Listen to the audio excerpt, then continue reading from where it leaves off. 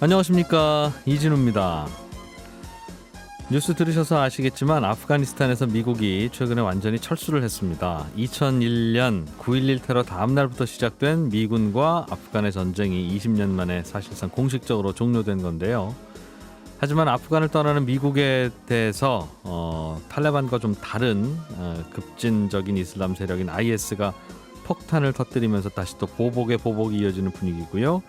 탈레반과 IS의 아프간의 주도권을 놓고 벌이는 싸움도 앞으로 계속될 걸로 보입니다. 이런 상황에서 가장 힘든 건 아프간 국민들인데 이러나 저러나 앞으로 닥칠 상황이 두려울 수밖에 없겠습니다. 그래서 아프간을 떠나려는 사람들도 늘고 있고 그 떠나려는 사람이 대략 350만 명 이상으로 추산되고 있습니다.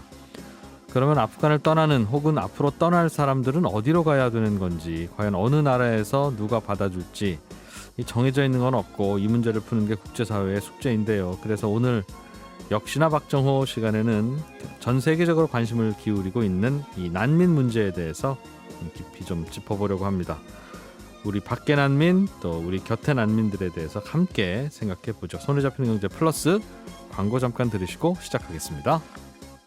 세계 경제의 다양한 현안들을 깊이 있고 재미있게 공부할 수 있는 시간, 글로벌하게 유식해지는 시간입니다. 역시나 박정호, 오늘도 한국산업경제연구원의 박정호 부원장님과 함께합니다. 어서 오세요. 예, 안녕하세요. 예, 이 박정호 부원장님 시간 덕분에 네. 굉장히 세상을 보는 눈이 넓어졌다.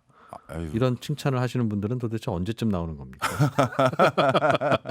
좋다 말았잖아요. 예, 농담이고요.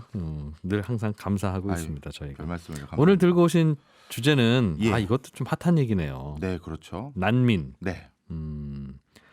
보통 우리가 난민이라고 하면 떠오르는 이미지는 있는데 정확히 어떤 분들을 난민이라고 하는지 네. 그걸 좀 정확하게 좀 짚고 공부를 좀 해볼까요? 예, 뭐 간단히 학문적으로 정의한 걸 말씀드리면 인종이나 종교 또는 특정 사회 집단의 구성원 신분이라는 이유로 박해를 받아서 원래 자신의 소속 국가로부터 더 이상 보호받기를 원하지 않는 사람들, 이렇게 돼 있습니다. 나라를 떠나고 싶은 본의 아니게 네, 그렇죠. 그런 분들. 예. 그런데 예전에는 이 난민의 정의에 앞에 괄호치고 하나가 더 있었는데요. 뭐냐면 이렇게 그 원래 국가로부터 보호받기를 원하지 않으면서 해외에 있는 사람들이라고 표현을 했는데 전 세계적으로 요즘 난민 문제가 정말 뜨겁거든요. 예. 이따가도 자세히 말씀드리겠습니다만 그 과정에서 많은 국가에서 난민을 받기를 원하지 않고 있는 상황입니다.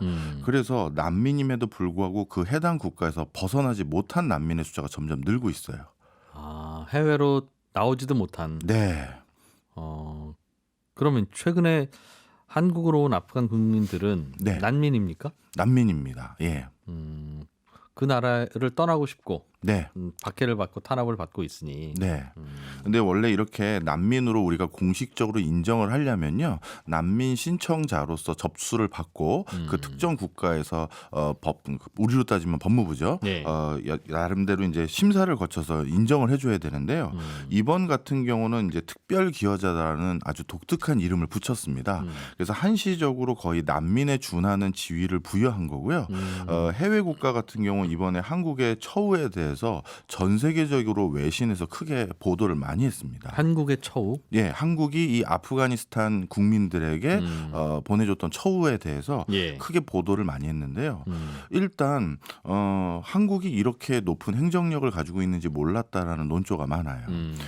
우리에게 협조했던 아프가니스탄인을 네. 한 명도 빠짐없이 전부 데리고 나오는 그 일련의 과정에서 정말 뭐라 볼까요? 무슨 007 작전 이상으로 네. 워낙 나이스하게 처리를 했거든요.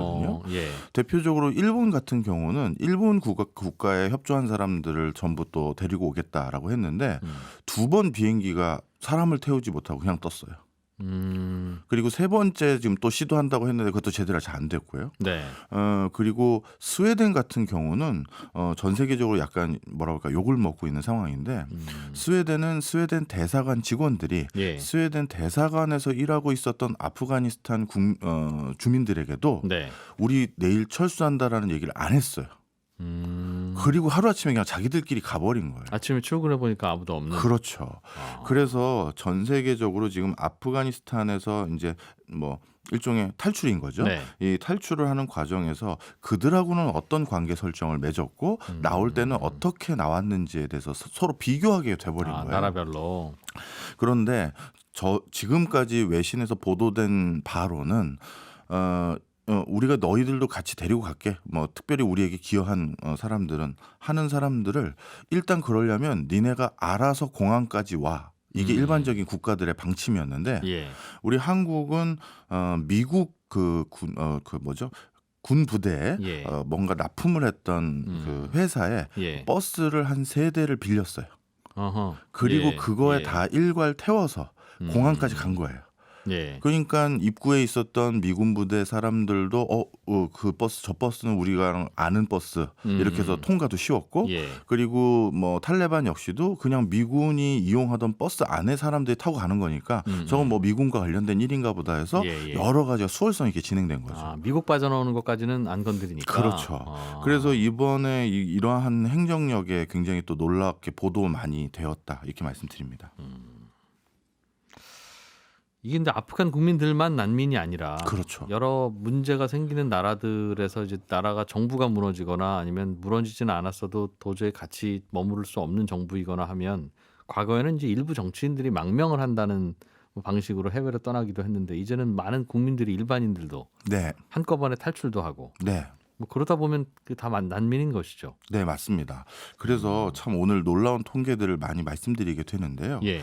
전 세계에서 난민이 14번째 인구 대국이 됐습니다. 아, 난민들 다 합치면 예.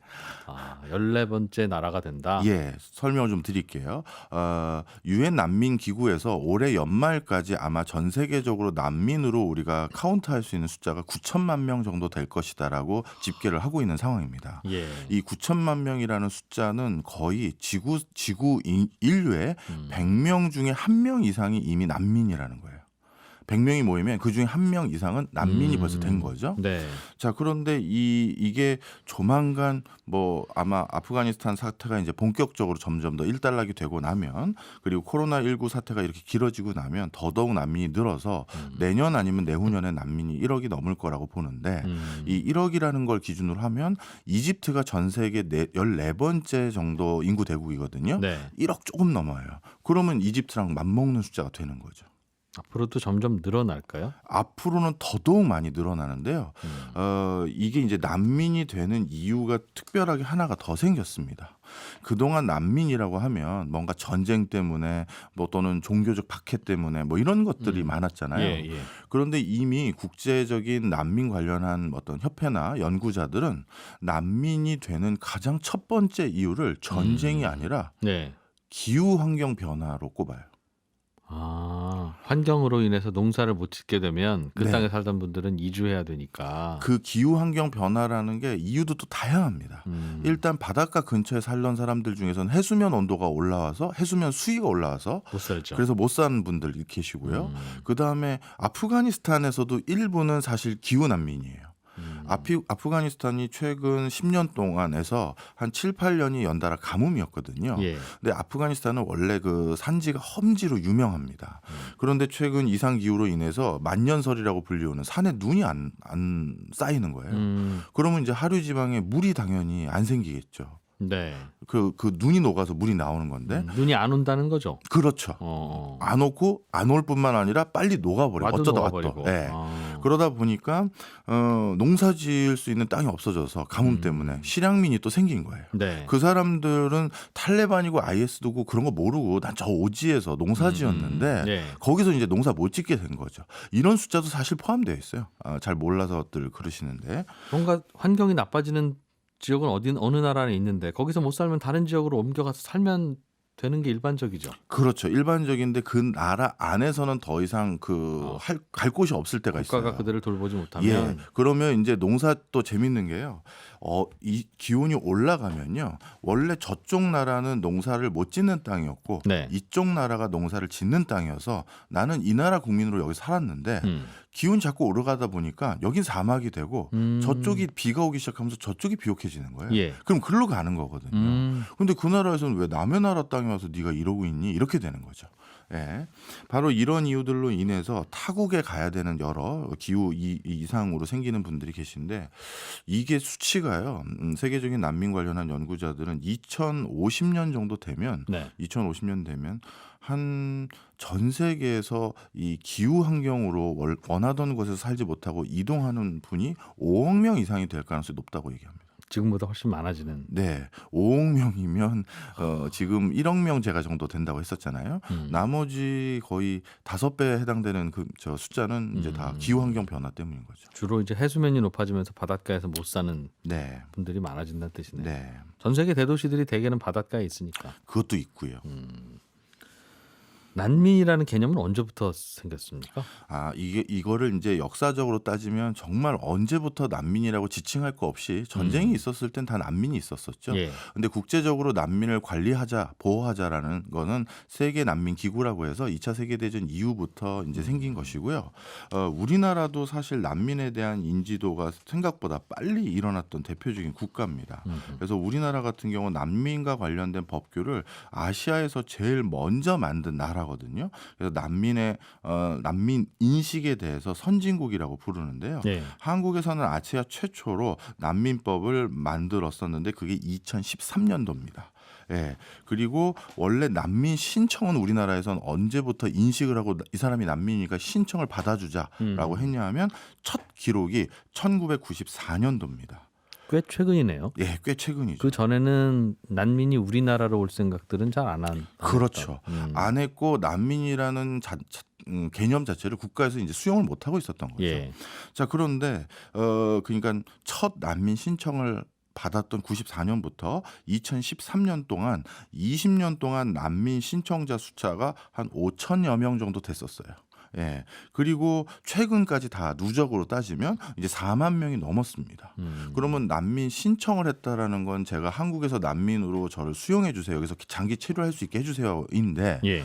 이 4만 명 중에서 그러면 진짜 우리나라에서 수용해서 넌 난민이야. 한국에서 네 어려운 신분을 인정해 줄 테니 여기 좀 있어라라고 해 주는 비율이 단 4%밖에 안 됩니다. 100명 신청하면 4명만 받아들여지고 네. 나머지는 돌아가세요. 네. 이 숫자는 그러면 이게 전 세계적으로 높은 겁니까 낮은 겁니까? 이제 그게 궁금들 하실 거예요. 전 세계 평균이 한 29% 됩니다. 그러니까 난민 신청하면 3명 중에 1명 좀 안 되는 꼴로 난민을 수용해 주는 거죠. 우리나라는 왜 난민을 그렇게 받는 비율이 낮습니까? 심사가 왜 까다로워요? 두 가지입니다. 심사가 까다롭다는 표현보다도 심사 받기가 어렵다는 걸 말씀드리는 게 좋을 것 같아요. 좀 설명을 드리면 예. 통상적으로 많은 국가에서 난민 신청을 하면 통상 5번 가까이 심사를 받을 수 있는 권리가 있어요. 다들. 그래서 한 번 해서 떨어지면 다시 신청하고 예, 서류 보완해서. 자, 그런데 우리나라는 지금 난민에 대해서 뭐라 할까요? 이렇게 심사를 하고 관리를 할 수 있는 1차 난민 심사관이 몇 명이냐 하면 이분들이 1차 심사관이 한 700분 정도 됩니다. 700분이 그럼 한 예를 들어서 3만 명 가까이 우리가 심사를 한다라는 거고요. 아하, 예. 2차 심사는 15분이 모여가지고 집단 토의를 하는데 그 2차 심사 아까 얘기 드렸습니다만 1년에 6번 회의를 하거든요. 그럼 한 번 회의할 때마다 이분들이 심사하는 인원이 4,500명 정도 돼요. 한 사람당? 그 15명이 동시에 하는 거죠. 네. 어느 정도 걸리는 거예요? 원래 하려면 그냥 서류만 보고 됐네 통과 이런 거 아니에요? 그러면 안 되고요. 뭘 보고 결정을 합니까? 유럽 같은 경우는 난민 심사를 하는 사람 숫자도 많고 심사가 까다로운데 일단 이 사람이 여기 난민으로 위장 신분을 가지고 들어와서 테러할까 봐 꼼꼼히 물어봐요. 어떻게 들어왔고 거기서 무슨 탄압을 받았고 하필 왜 우리나라를 선택했고 이런 걸 하나하나 심층 인터뷰를 하거든요. 예. 그런데 15분 정도가 1년에 6번만 모여서 한 번 회의할 때 4,000명 정도를 심사한다. 그럴 경우는 대부분 문제 생기면 안 되니까 일단 다 웬만한 거 아니면 거절을 하게 되는 것이죠. 그래서 우리나라는 난민이 받아들여지지 않고 있군요. 예. 법은 제일 먼저 만들었는데. 생겼는데 난민들은 대개는 뭐 전쟁 통해서 정부가 사라지면 난민이 되는 거고 종교 갈등 때문이기도 하고 네. 기후 때문에 나오기도 하고 일단 그렇게 해서 난민이 생기면 이웃 나라에서 받아줘야죠. 아니면 이웃 나라 아니라 좀 먼 나라에서라도. 원래 시리아 사태가 2015년 있었는데요. 예. 그 이전까지만 하더라도 난민에 대해서 전 세계적으로 인도주의적인 관점이 많았었어요. 대표적으로 지금 전 세계 난민의 가장 큰 숫자가 시리아가 1등인데 한 670만 명 정도 됩니다. 시리아는 어쩌다 그렇게 됐어요? 내전이죠. 내전 때문에 탄압을 받았던 사람들이 이제 예. 고국을 떠난 거죠. 근데 이 시리아의 670만 명이 난민에 대한 국제적인 기조를 바꾸게 되는 이제 결정적인 사건이 되는데요. 한 번에 600만 명이 해외로 엑소더스를 하다 보니까 인근 국가를 비롯해서 서방의 난민을 좀 수용해 주겠다라는 국가들마저도 이게 쉬운 일이 아니구나라는 생각을 갖게 됩니다. 대표적으로 터키 같은 경우는 시리아 난민이 300만 명 이상이 있다라고 보고요. 그다음에 오스트리아도 시리아 난민이 많고 그다음에 시리아 난민을 많이 수용했던 국가 중에서 하나가 독일입니다. 한 13만 명 정도를 수용을 했었어요. 그런데 이렇게 난민을 수용하고 났더니만 그동안 이제 유럽 국가에서 이제 어떤 일이 생겼냐면 이 난민들로 인한 다양한 사회 문제가 생기기 시작한 거죠. 서로 융화되지 못하고 난민들 중에서는 일부가 또 범죄나 나쁜 일을 하는 사람도 그럴 수 있죠. 계시겠죠. 예. 그다음에 이렇게 난민을 수용해 줬음에도 불구하고 오히려 난민을 수용해 줬다고 테러의 목표물이 되는 경우가 생겼습니다. 그 난민들의 생각과 다른 입장을 갖고 있는 예, 세력은 또 다를 수 그런 있겠죠. 세력에서부터요. 예, 예. 그러다 보니까 지금 어떤 일이 생겼냐면 유럽이 전반적으로 극우 정당들이 원내에 입각을 하거나 아니면 연정을 통해서 뭐 정권을 잡는 것에 준하는 어떤 뭐랄까요 지위를 갖게 되는 경향이 점점 높아졌어요. 이거 봐라, 우리들끼리만 그냥 똘똘 뭉쳐서 살면 되지 괜히 이런 일을 하니까 이렇지 않느냐라는 건데요. 네. 몇 개의 나라들 설명을 드리면 대표적으로 좀 전에 말씀드렸던 난민에 대해서 가장 우호적이었던 독일입니다. 독일 같은 경우는 2차 세계대전 이후 최초로 2017년 9월에 독일 총선에서 극우 독일 정당인 독일을 위한 대안이라는 이 정당이 입성을 했어요. 원내로. 그들의 주장이 뭐였어요? 난민 같은 거 받지 말고 그러니까 원래 독일 순수 뭐 혈통이라고 표현하면 맞는지 모르겠습니다만 네. 우리들끼리 지내자 뭐 이런 거죠. 그래서 그런 것들도 있고요. 원래는 일석도 보유하지 못했던 곳이었는데 그렇게 됐고 다른 나라도 말씀드리면 프랑스의 극우 정당인 국민연합, 그다음에 이탈리아에는 동맹하고 이탈리아 형제들이라는 정당들 여기 연정을 한 곳이고요. 오스트리아의 자유당, 그다음에 네덜란드의 자유당 이런 국가들이 지금 대표적인 극우 정당 들인데 전부 지금 원내에 진출하고 있고 내년에 이들 정당들 중에서 상당 부분 또 선거에 임해야 되는 정당들이 많아요. 근데 지금 분위기가 원내에 더 많은 의석을 확보할 것으로 보여지고 있는 상황입니다.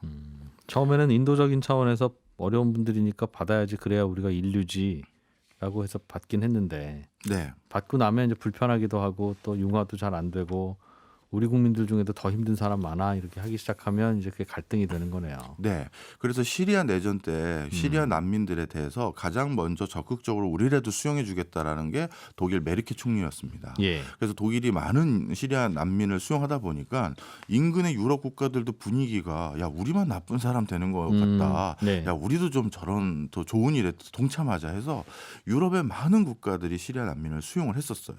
그런데 이번에 아프가니스탄 난민을 대하는 태도가 완전히 바뀌었습니다. 어떻게 바뀌었냐면 독일 같은 경우도 우리가 아프가니스탄 난민을 직접 수용하는 거는 너무 부담이 된다. 네. 그래서 쉽게 말씀드리면 이거예요. 돈을 낼게. 인접 국가인 터키나 그다음에 또는 파키스탄에서 또는 이란에서 예. 저들을 조금 수용을 해준다면 우리가 돈을 낼게라는 거예요. 뭐 수용소 운영 비용이든 우리나라로는 오지 마라 이거예요. 밖에서 완전히 바뀌어버린 거죠.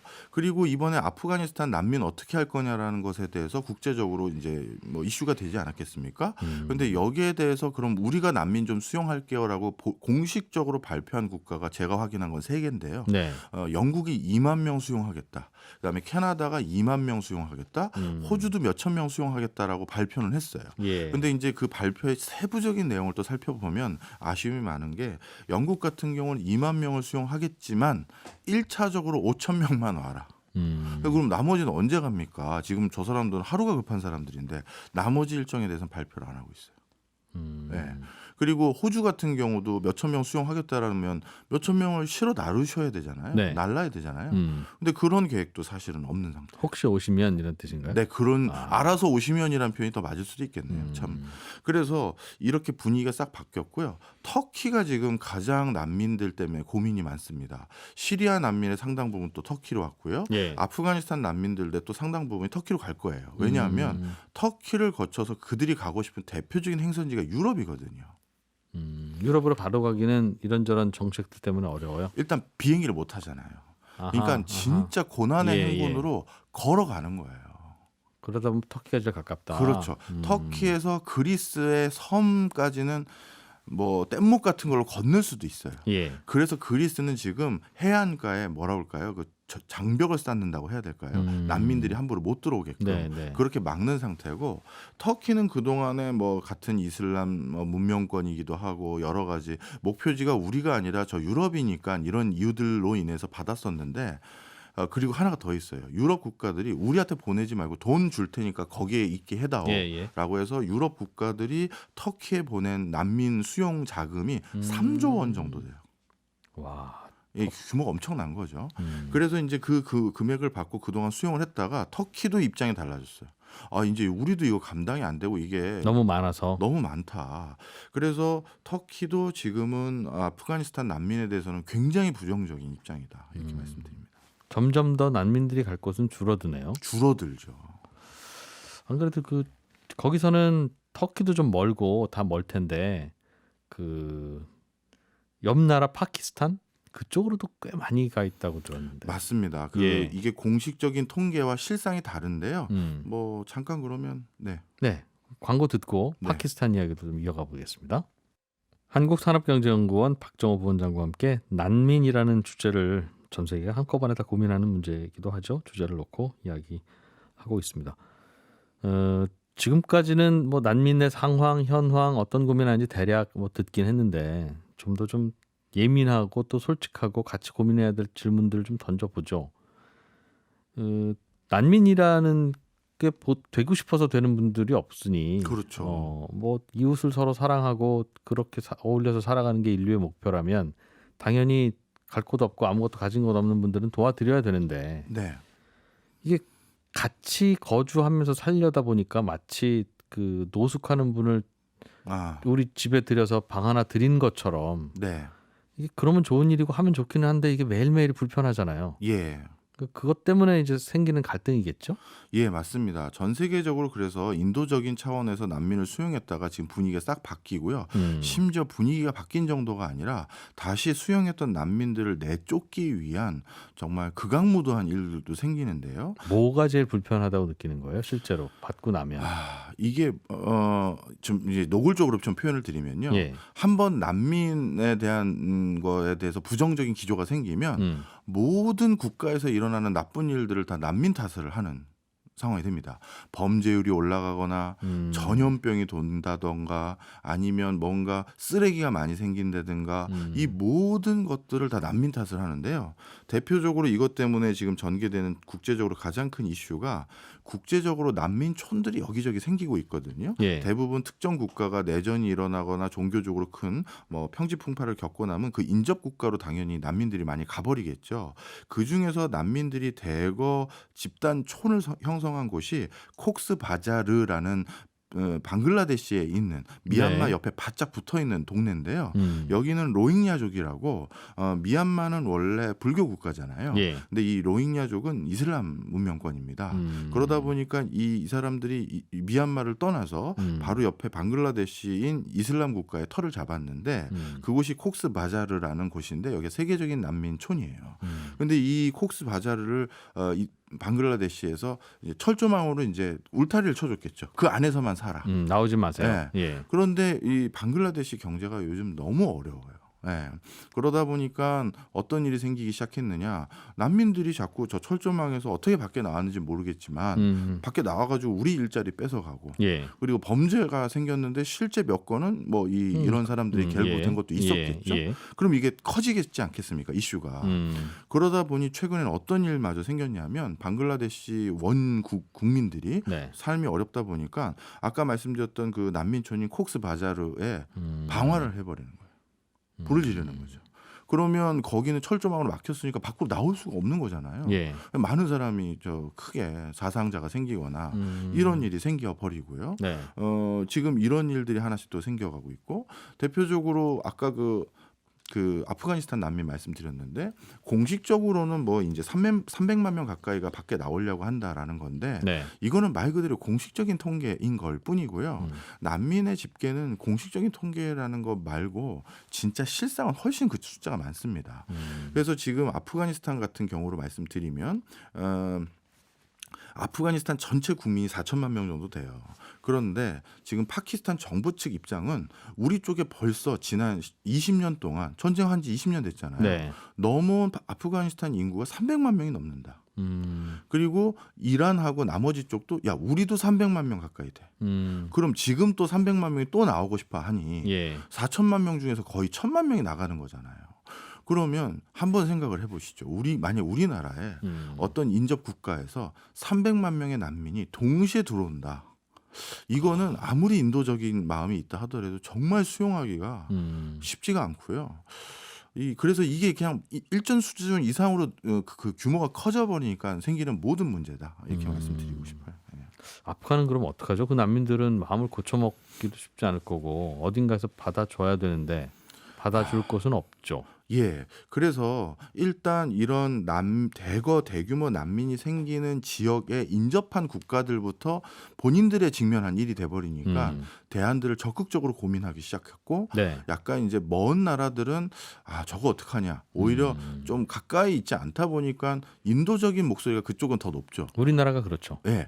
좀 받아주지 그 불쌍한 사람들 이런 소리들을 하는데 그렇게 하는 경우는 이제 원거리일수록 그런 인도적인 목소리가 높고 남의 일이니까. 예, 바짝 붙어 있을 때일수록 이제 인도적인 목소리가 안 나오는데 그래서 그리스는 지금 어떻게 생각을 하고 있는 방안이냐면 조만간은 이제 걸어서 언제 터키 근처까지 올지 모르겠지만 아프간 난민이 터키 근처까지 오면 또 옛날 시리아 난민처럼 지중해 건너서 그리스로 오겠다고 하는 사람도 잔뜩 있을 거거든요. 예. 자, 그러면 그래서 그리스는 어떻게 하느냐? 무인도 하나를 그냥 난민들에게 그냥 주자. 거기서 살아. 거기서 살아라. 그리고 무틀은 넘어오지 마.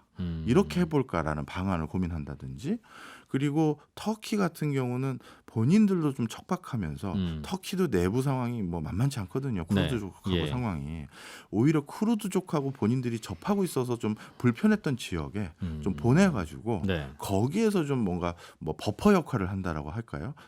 그런 논의도 좀 있고 뭐 그러니까 좋은 땅을 주는 것은 절대 아니고 이렇게 좀 안 좋은 어떤 상황으로 몰아가는 경우가 더 많죠.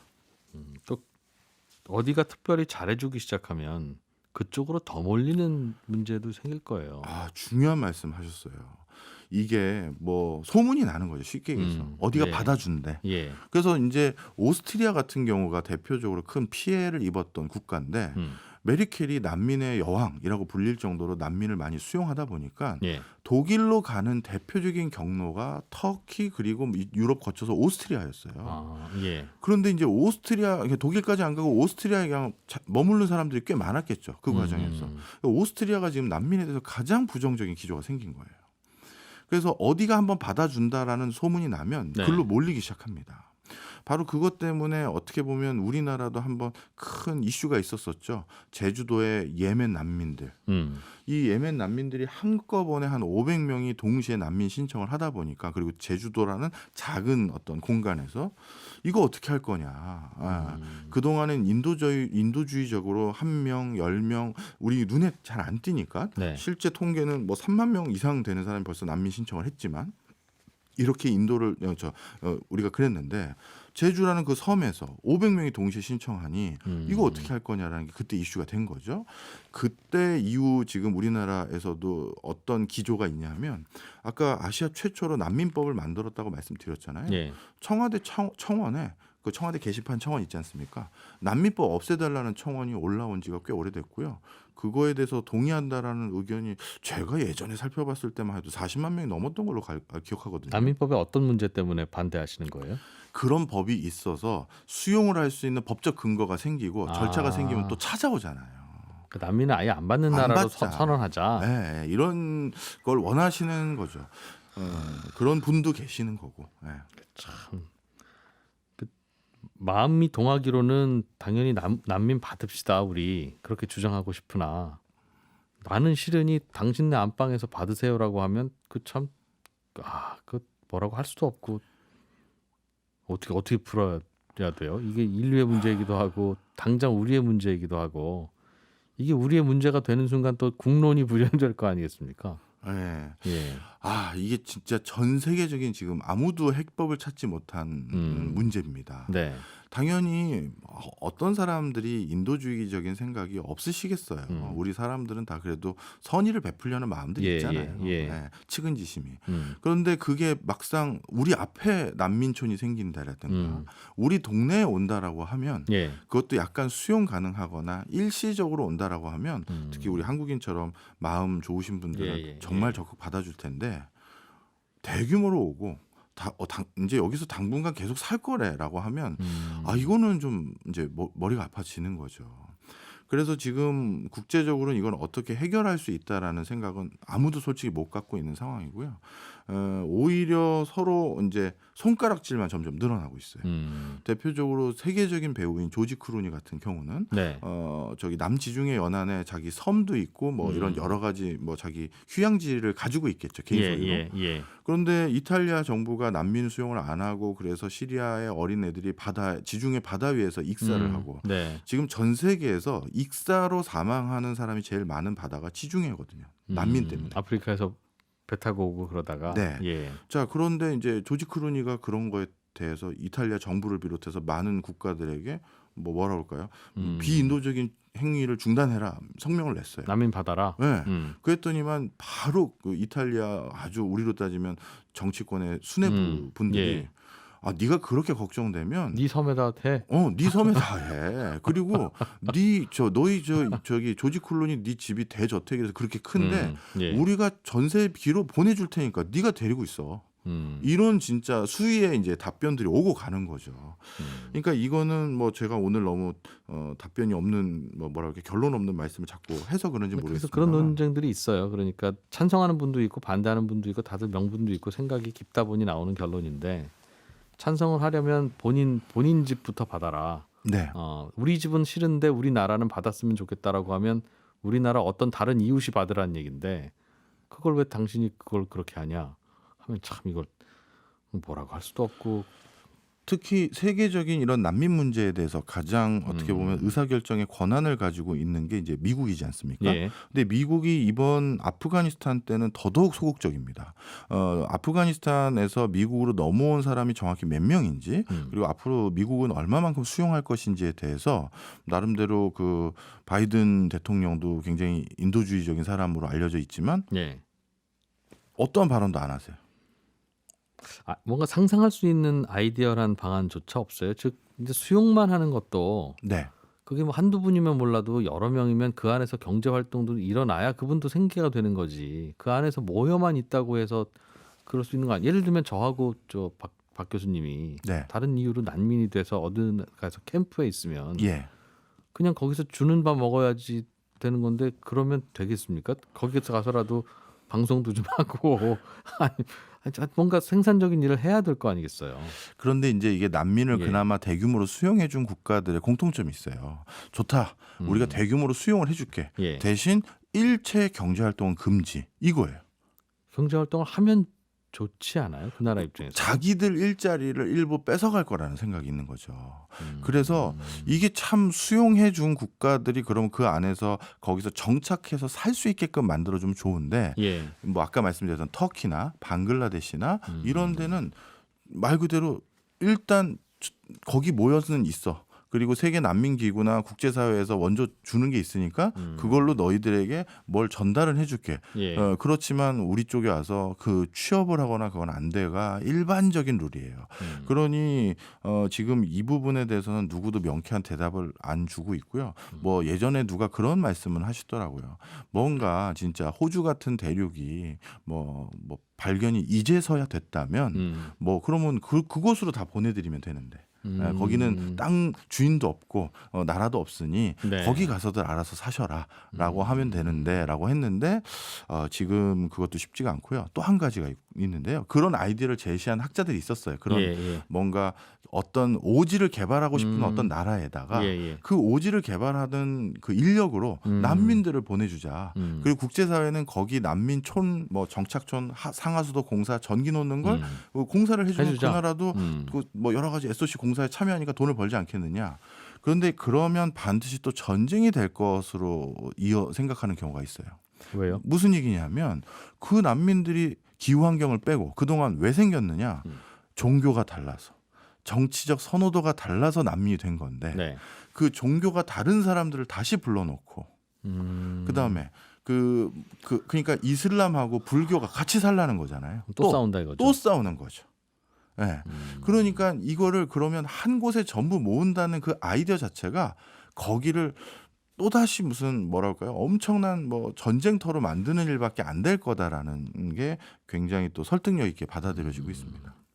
아니 그래도 뭐 전 세계가 돈을 좀 걷어서라도 돈을 걷어서 그 돈으로 무슨 알래스카 같은 땅을 사든 사서 말씀하신 대로 좀 분리해야 되면 몇 개로 분리해야 되는지 계산해서 좀 떨어진 곳에 땅을 사서라도 해야지.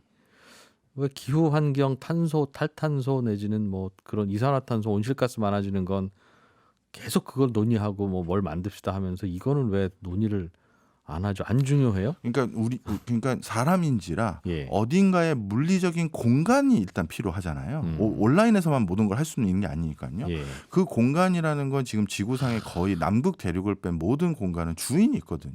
어느 나라의 주권, 이렇게 해서 그러다 보니까 공간이 부재하고요. 하나가 더 있습니다. 참 외국 학자들이 한국인들을 특히 좋게 평가하시는 분들 중에서 예. 요 대목을 또 많이 말씀하세요. 뭐냐면 너희는 종교가 이렇게 다른 사람들이 어떻게 안 싸우고 정말 잘 지내니? 밤에 보면 빨간 기독교 십자가 모양이 있고 왔다 갔다 보다 보면 불교 뭐랄까 사찰에 대한 여러 가지가 있고 최근에는 우리나라도 이슬람 숫자가 점점 늘고 있거든요. 예. 이런데도 무슨 종교 전쟁 한번 안 일어나는 정말 성찰하는 남을 인정해주는 포용력 있는 국민이다라고 하는데 네. 그런데 우리나라에서도 사실 유럽의 전철을 많이 봤더니 저 중동이나 북아프리카 난민들을 받아줬더니 전반적인 국가의 종교 비중에서 이슬람이 차지하는 비중이 너무 커졌다는 걸 유럽에서 봤거든요. 예. 그러니까 우리나라의 일부 또 종교 단체에서는 그걸 또 우려해서 난민 문제를 종교적인 것 때문에도 걱정하시는 분도 계세요. 받아주기 시작하면 특정 네. 종교 세력이 늘어날 거고 네. 그럴 경우에 간신히 지금 다독거리고 있는 종교 갈등이 또 커질 수도 있고. 그렇죠. 그래서 이거는 단순히 공간만 내준다고 해결될 일도 아니고 복잡합니다. 예. 한국경제산업연구원 박정호 부원장이었습니다. 고맙습니다. 감사합니다. 예, 오늘은 조금 좀 고민 많이 해야 되는 이슈를 전해드렸는데요. 그래도 점심은 맛있게 드시고 또 저는 내일 오전 8시 30분에 다시 오겠습니다. 이진우였습니다. 고맙습니다.